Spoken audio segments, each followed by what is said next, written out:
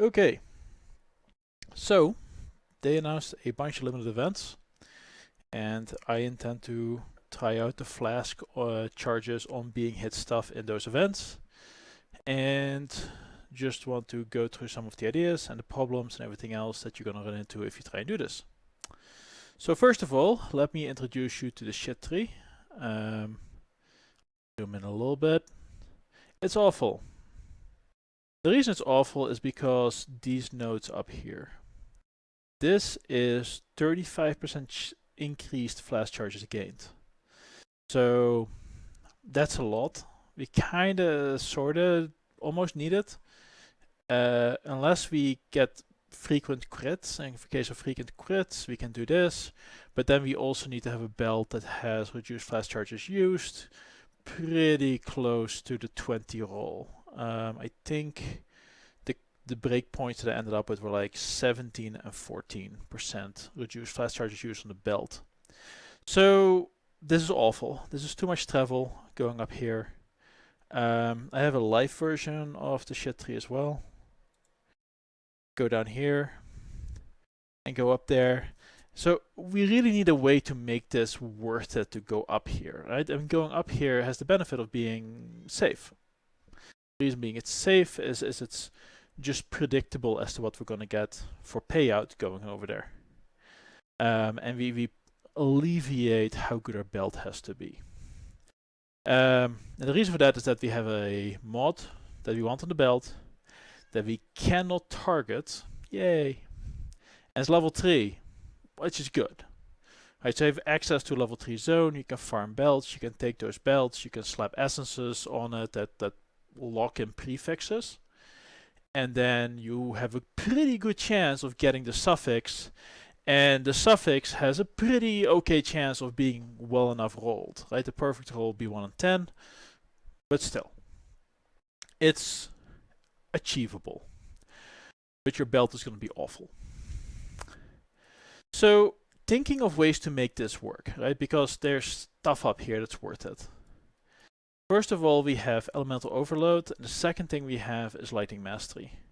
So one of the ideas was like galvanic arrow. We pick up elemental overload, we pick up lightning damage with non-critical strikes is lucky. This would double your damage, right? 100% increased damage is worth a lot of points. But we have very little armor, of a very little life, if we also want to do the armor shenanigans of converting evasion to armor.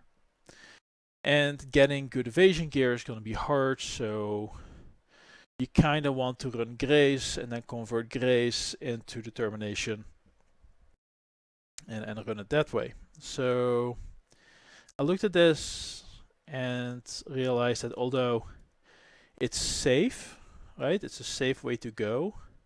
It's also pretty awful. Yeah, this is just not a way that I would be comfortable going. You might be better off going the Wind Dancer route, getting hit less, but if you get hit less, then of course your flasks aren't up as often. So there's that issue. What I'm more excited about is Burning Arrow. And the reason I'm excited about Burning Arrow is that there's a bunch of clusters that are along the way. So we don't go up here. This puts a lot more pressure on the belt. It also means that we have to crit once every 4 seconds. You know, if you have to crit once every 4 seconds, what can we get for crits around here? Well, there is Perfect Agony. Okay. We have these nodes. 25% to damage over time multiplier for ailments from critical strikes. And then another 14% over here. So ailments from critical strikes is kind of along the path. We don't have to crit all that often, like once every 4 seconds, but a reliable once every 4 seconds is fine. So poison isn't as interesting as going like Burning Arrow. Because we also want to go down here, and over here we have this Burning Brutality wheel. Again, good for Burning Arrow. Deadly Draw, good for Burning Arrow, and Lava Lash, also good for Burning Arrow. All of this can kind of, complement the build and provide us with some options. Now, the flasks The belt we rely on is easy, right? It's a level 3 belt, a level 3 mod at least. But you know, in solo self-found and these limited events, you're probably stuck with an I level 3 belt. Hopefully we can get one in Delve. Some people mentioned like starting at level 4, and I'm like, no! Anyway, so leveling. Because we have to figure out how to get to the point where we get our I-80 flasks. And we don't really want to invest anything into Flask before our level 80, and the reason for that is that we are not gonna, well, in some of the events you're gonna have a crafting bench, and some of them you don't, and either way you probably are not gonna have much currency, so you want to be able to set up your flasks as cheap as possible. So this is a leveling tree for Burning Arrow. Pick up some life, some resists, movement speed, bunch of damage, or some life up here, damage, evasion, and damage. This is an awesome wheel. I love this wheel. Burning, chance to ignite, all sorts of good stuff. More damage, more life, evasion, movement speed effectively. This node is amazing. Life and mana leech. I'm probably going to be stuck with it. Picking up life down here, picking up more damage here, picking up more life over here. So this entire part of the tree you can start building out. And how many points is this? 9. So this would be like level 50, 60, around that range, right? You're going to have this part of the tree. You're going to have like 100 and a little bit of life, about 100% increased life. You're going to have a fair amount of increased evasion. You're going to have a little bit of increased armor. You're going to have a fair amount of damage. So it should be fine for leveling, especially because we'll have access to the gems that we want to be able to pro-lift the ignite. And then once we get high enough level, it becomes worth it to start speccing into the crit part, and then we can start speccing into the nodes that we want for getting access to the flash charges and the reduced flash charges used and all that stuff. This is 78 skill points, and then going to the actual real tree, it's 116 skill points for this. This is like level 90 some odd. So this might not be reasonable. I think it might be a little bit high. I think the last one I got to level 91, I want to say. But that was using like a Righteous Fire Cold Dot Pathfinder build, which is taken behind the shed. Other things. Once we start getting hit a bunch, we can use Elemental Equilibrium with castle damage taken and different area of effect spells to try and inflict exposure, right? Because we're going to pro-live our ignite onto enemies, so we shouldn't trigger the hit. And then we can use Elemental Equilibrium to trigger hits with probably lightning skills. We can use what's called Fire Mastery, cover enemies in ash, 20% chance. Again, huge damage multiplier, very useful. In Delve, you're going to have super easy access to fire curse rings. Very useful. You're going to make use of that. So yeah, this is kind of what I'd be looking at to move toward. We'll see how far we get, right? I mean, real life and all that. As far as nodes to cut, probably around the crit area up here, right? Hopefully we're gonna get an okay crit on a bow. We'll see.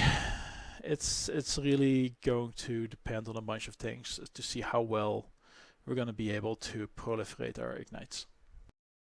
I don't know. You have the fire item nodes, hit up all of those, and then leverage that.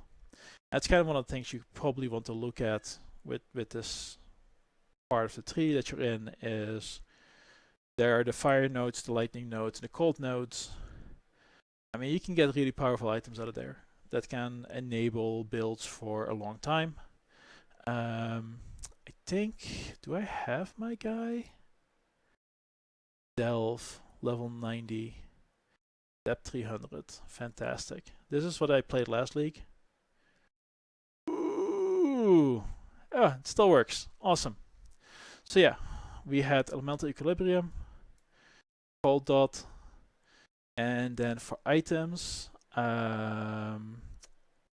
scepter version and a shield. I think in the end I used like a dagger, like the cold dagger that if your offhand was empty worked pretty well. No, this is the wrong item. No, I think it's the last version I have. But yeah, that character is dead. Like you can't play this anymore. A couple reasons for that. One, vitality got taken by the shed. Elemental equilibrium used to be much more potent. And elemental overload was much easier because you could, even though your cold skills hit, reliably critting with cold skills with massive cooldowns just isn't happening. It's too much investment. So that's this build is not gonna fly. But I was pretty happy with level 91 on this. And I think the only good... Where is this gear coming from? This is not the gear that was part of this character. There we go, this looks more appropriate. Rhyme Gaze is pretty much my MVP item. And then my belt that I had was like a cloth belt, Elder. By the way, be prepared to pick up every single belt. Because you'll be hoping to get this reduced flash charges used. But I spammed this with the Chaos Fossils and got Flask applied to you have 9% increased effect, 25% of case resistance during any Flask effect, and 18 case resistance and 19 life. By the way, that's amazing items in Delve. So yeah, this is gonna be a lot of fun. I'm really looking forward to. I'm really looking forward to it. I'm really looking forward to playing it, and I'm hoping to have a lot of fun with it. That's kind of the only next thing I'm going to be looking forward to. And Delve, there we go. I'll post the POBs for this. There's no gear on it. Be prepared to, if you play these events, to have a strategy and then adjust. I wouldn't be surprised if I end up speccing in these nodes down here, right, around Crystal Skin. Because I'm just going to have to, especially early on in the game. Picking up masteries for increased elemental resistances. Lots of things that are going to happen early on just to keep pushing, and then with the idea of like, okay, well later on I can respec out of this once I have the nodes to work with. So in Delve it's way more forgiving than Gauntlet. In Gauntlet I've gotten to like Act 10. But in Delve you can actually make it much further, but you're going to be limited by a couple of things. One, you have to survive enough. Because if you don't survive enough, your XP bar doesn't go up, you don't become more powerful. And a lot of your power comes out of levels, not necessarily items. The second thing is you have to be able to do enough of the mods, right? Meaning that if you look at certain regions and you're like, I can't do this node, that's bad, right? Because now you have to go around.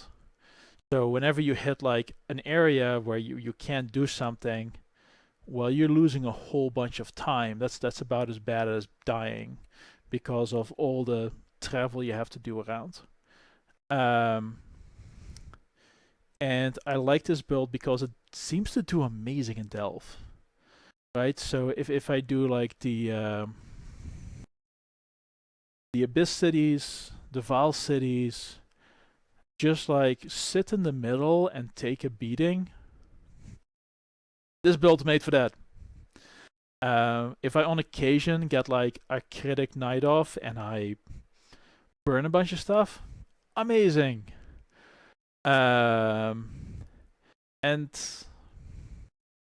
yeah, I think that playstyle will be good enough. We may not kill all the mobs traveling to the node, but once we're at the node and you just have this confined arena with lots of small things hitting you, especially with like the phase spiders. Oh my god, those things are amazing. They just like sit out of the line of fire, they survive, they cast their flicker strike, and they heal you for like 20 some odd percent of your life. Those things are so nice. And there's going to be a lot of builds who are going to be not happy about those phase spiders, but this build really excels at that type of garbage minions being in the game. Yeah. Is this going to be good? No. Is this what I'm going to play? Yes. Are there better tactics? Absolutely. Play something real, get the items, respec once you have a good set of items, and say like, okay, I can play this build. Right? Because respecking is going to be super expensive, and I'm not going to have time to play more than one character, so this is what I'm going to play, and then I'm going to respec into my Flask nodes and cross my fingers that I can get deep enough with enough currency to be able to roll the flasks, and once I get there, then it's gonna be like, you know, free depth for a while. Like there's gonna be a huge power spike. But the real big question is, are you gonna get there? Anyway, I'm sure there will be much better build guides out there for what to do in Delve or in depth, in Gauntlet and everything else. But this is kind of the way that I'm looking at these limited events. In a way, Gauntlet is much harder, and the reason for Gauntlet being harder is that things hit harder. It's harder to get to level 80 content to get the flasks, but you have a crafting bench. A crafting bench is way easier. It's also hardcore, which also makes it harder. Delve, on the other hand, very different. It's very easy to get yourself into quicksand. Right, where you like, you hit a node, you hit it again, you keep dying because you find out there's certain nodes you can't do. One of the nodes that really gave me a lot of fits last league was the ones with like the exiles. I didn't have a good way to deal with them. On the other hand, with the Flask bullshit, just make sure that the arrow firing exiles, keep those alive. You keep them alive, they keep you alive. It's a fantastic deal. They're whirling death exiles, like the cyclone ones. Hard to keep those alive, but if you can, they'll keep you alive. Right? So there's some of these particular exiles which you just hard counter so bad that they actually negate the next exile next to them, which makes those nodes far more easy to do. And it's the same thing in like the Vaal underground areas and some of these other pieces of content where there's just lots of shotgun mechanics which don't matter. As far as immunities and stuff like that, keep in mind that once you get to the point where you're doing this, stuns, if you get stun locked, like for seconds in a row, bad. Frozen for seconds in a row, bad. But if you get an attack off like enough, like we get 4 attacks off every 4 seconds, that's fine. I mean, it makes things go slower, but it's not like you're going to die. Normally you're worried about getting locked in place, because once you're locked in place, all those projectiles that were going to that spot, well, you're going to be there. One of the reasons I was dying on my character was because I would dodge away when my life got low, whereas I should have sat there because all those projectiles were coming my way to heal me. It's going to be a weird dynamic, and it quite very well could be an awful habit to pick up by the time next league rolls around, but I don't think this is going to get nerfed in the meantime, so party on and enjoy. Alright. Let me know if you have any questions. I might get back to you, but it's going to be a lot slower in the future.